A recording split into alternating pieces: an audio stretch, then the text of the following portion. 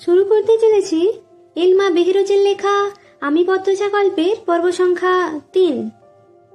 আপা, স্কুলে যাবা না? পূর্ণা পদ্মজাকে জিজ্ঞাসা করল। যাব, তাড়াতাড়ি করো। তাড়া দিয়ে পূর্ণা বাড়িতে ঢুকল। পদ্মজা বাড়ির পেছনের নদীর ঘাটে উদাসীন হয়ে বসে আছে। এ নদীর নাম মাদিনী, ছদ্মনাম। গ্রীষ্মকাল বিদায়ের ৩ সপ্তাহ চলছে। এখন বর্ষাকাল। মাদিনীর জলে কানায় কানায় ভরে উঠেছে।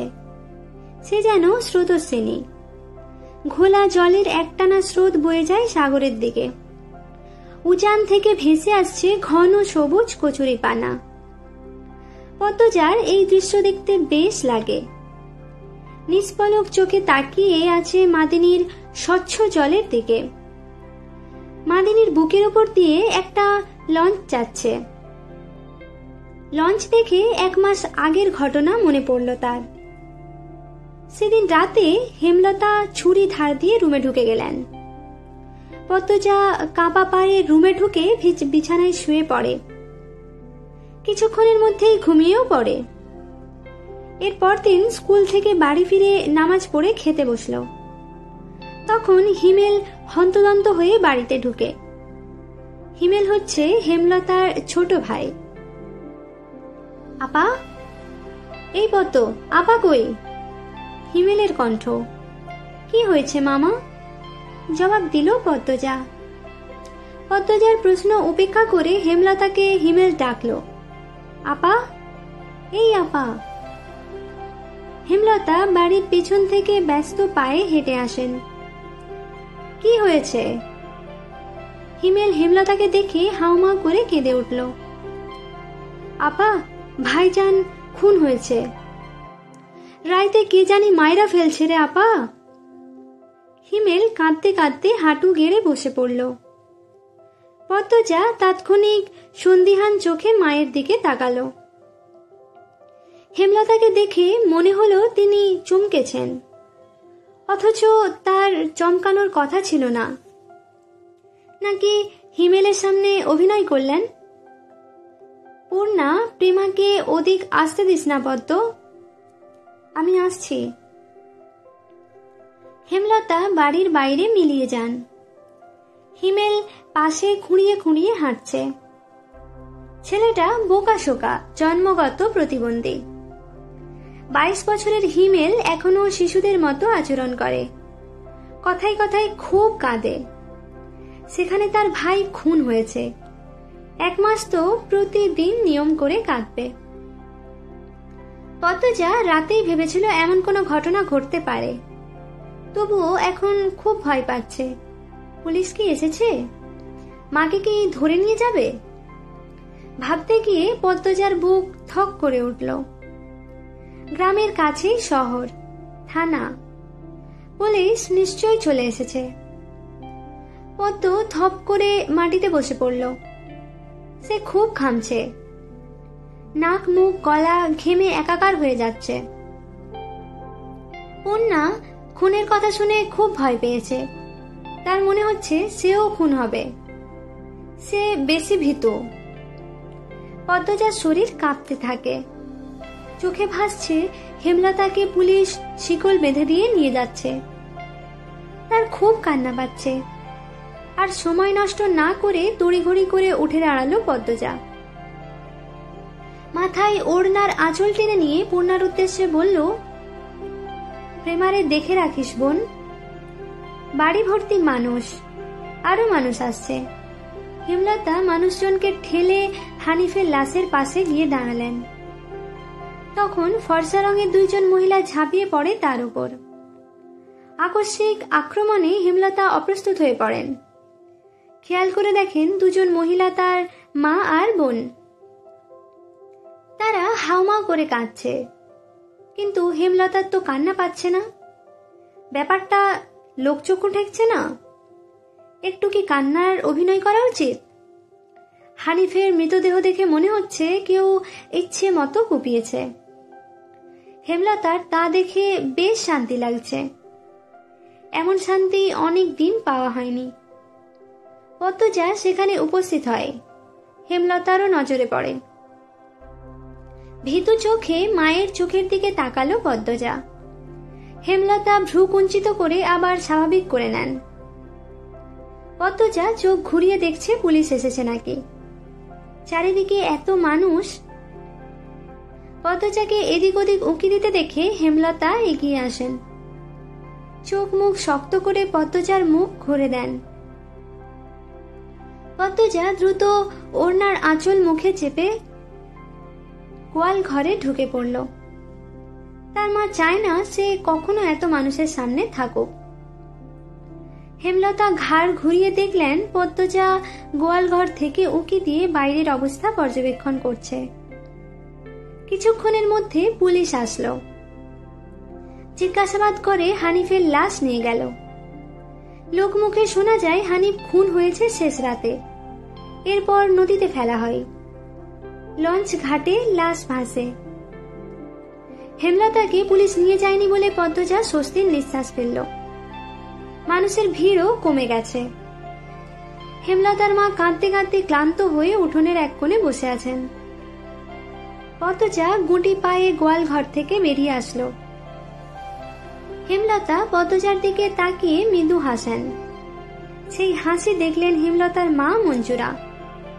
তিনি কিছু একটা ভেবে নেন। হেমলতার কাছে এসে কিরমির করে বলেন, তুই খুন করছস, তোমার কেন মনে হচ্ছে এমন? হেমলতার কণ্ঠ স্বাভাবিক, অথচ পদ্মজা এই প্রশ্ন শুনে খুব ভয় পেয়েছে। যদি নানু পুলিশকে বলে দেয়? পুলিশ তো তার মাকে নিয়ে যাবে। কাল রাইতে তুই আইছিলি হানিফের ঘরে, আমি দেখি নাই? রাগে কাঁপছেন মঞ্জুরা। আসছি তো। হেমলতার নির্বিকার স্বীকারোক্তি। কেন মারলি আমার ছেড়ারে? তোর কি ক্ষতি করছে? আসছি বলেই আমি খুন করেছি? এত রাইতে তুই তার কাছে আর কি দরকারে আইবি? আমি তাকে মারতেই কেন যাব? মঞ্জুরা আহত দৃষ্টিতে তাকিয়ে আছেন হেমলতার দিকে। হেমলতার চোখ মুখ শক্ত। নিস্তব্ধতা কাটিয়ে মঞ্জুরা চেঁচিয়ে উঠলেন, পুলিশের কাছে যাব আমি। পদ্মজা কেঁদে উঠল। অস্পষ্ট কণ্ঠে বলল, নানু এমন করো না। হেমলতা নিচু স্বরে কঠিন করে বললেন, আমার মেয়েদের থেকে আমাকে দূরে সরানোর চেষ্টা করো না আম্মা, ফল খুব খারাপ হবে। পদ্মজার মনে হলো মঞ্জুরা ভয় পেয়েছেন। মঞ্জুরা সবসময়ই হেমলতাকে ভয় পান।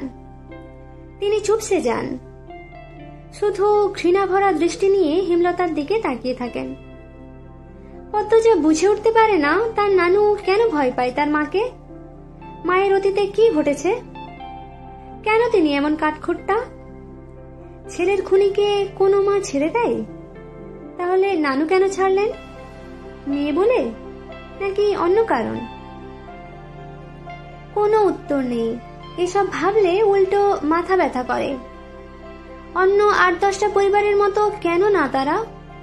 নাকি গোপনে সব পরিবারেই এমন জটিলতা আছে? প্রশ্ন হাজারটা, উত্তর কোথায়? সেদিন রাতে খাওয়ার সময় হেমলতা নিম্নস্বরে পদ্মজাকে বললেন, পদ্ম। জি আম্মা।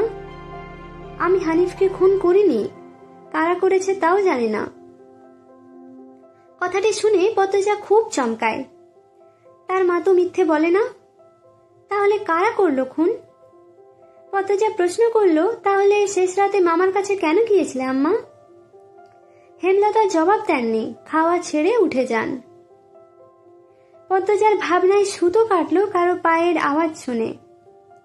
ঘাড় ঘুরিয়ে মোরশেদকে দেখতে পেল।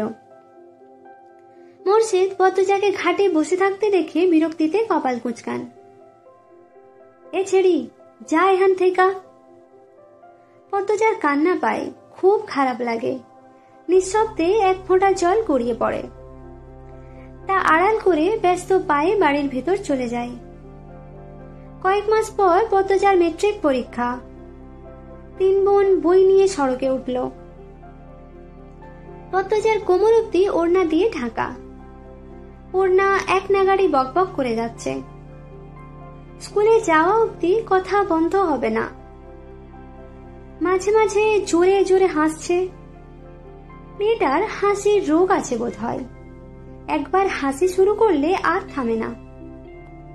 পদ্মজা বারবার বলছে, আম্মা রাস্তায় কথা বলতে আর হাসতে মানা করছে, চুপ কর না। তবুও পূর্ণা হাসছে। বাড়ির বাইরে এসে সে মুক্ত পাখির মতো আচরণ করে। তাকে দেখে মনে হয় খাঁচা থেকে মুক্ত হয়েছে যেন। পদ্ম, ওই পদ্ম, খাড়া। পদ্মজা ক্ষেতের দিকে তাকালো। লাবণ্য ক্ষেতের আইল ভেঙে দৌড়ে আসছে। লাবণ্য আর পদ্মজা এক শ্রেণীতে পড়ে। লাবণ্য কাছে এসে হাঁপাতে থাকলো। শান্ত হওয়ার পর চারজন মিলে স্কুলের উদ্দেশ্যে হাঁটা শুরু করলো। বাংলা পড়া শিখে এসেছে আজ। পদ্মর প্রশ্ন অগ্রাহ্য করে লাবণ্য বলল, আরে ছেড়ি, বাড়ি তো শুদ্ধ ভাষায় কথা কইলে বাইরেও কইতে হইব নাকি? আমি আঞ্চলিক ভাষা পারি না। লাবণ্য অসন্তোষ প্রকার করল। সে অলন্দপুরের মাতব্বর বাড়ির মেয়ে, তাদের বাড়ির সবাই শিক্ষিত, তবুও তারা আঞ্চলিক ভাষায় কথা বলে, পরিবারের 2-3 জন সদস্য ছাড়া। আর পদ্মজার 14 গোষ্ঠী মূর্খ 2-3 জন ছাড়া। তবুও এমন একটা ভাব করে আঞ্চলিক ভাষা নাকি পারে না। সত্যি আমি পারি না। ছোট থেকে আম্মা শুদ্ধ ভাষা শিখিয়েছেন, উনিও বলেন, তাই শুদ্ধ ভাষায় কথা বলতেই আরাম পাই। পূর্ণা তো পারে, আমার চেষ্টা করতেও ইচ্ছে হয় না। আচ্ছা বাদ দে, শোন, কাইল আমরার বাড়ি তো নায়ক নায়িকারা আইব। পূর্ণা বিগলিত হয়ে প্রশ্ন করল, কেন আসবো? কোন নায়ক? শুটিং করতে, ছবির শুটিং। পদ্মজা এসবে কোনো আগ্রহ পাচ্ছে না। পূর্ণা খুব আগ্রহ বোধ করছে। সপ্তাহে একদিন সুমিদের বাড়িতে সাদা কালো টিভিতে সে ছায়া ছবি দেখতে যায়। তাই অভিনয় শিল্পীদের প্রতি তার আগ্রহ আকাশ ছোঁয়া। পূর্ণা গদগদ প্রশ্ন ছুড়ল, কোন নায়ক নায়িকা? বলো না লাবণ্য আপা। তারা মনে করি। পূর্ণা কৌতূহল নিয়ে তাকিয়ে আছে। লাবণ্য চোখ বুঝে মনে করার চেষ্টা করলো। এরপর মনে হতেই বলল, লিখন শাহ আর চিত্রা দেবী। তুমি আমার ছবির নায়ক নায়িকা? হ। স্কুলে যাওয়ার পুরোটা পথ লাবণ্য আর পূর্ণা ছায়াছবি নিয়ে আলোচনা করলো। মূল বক্তব্য ছিল লিখন শাহ।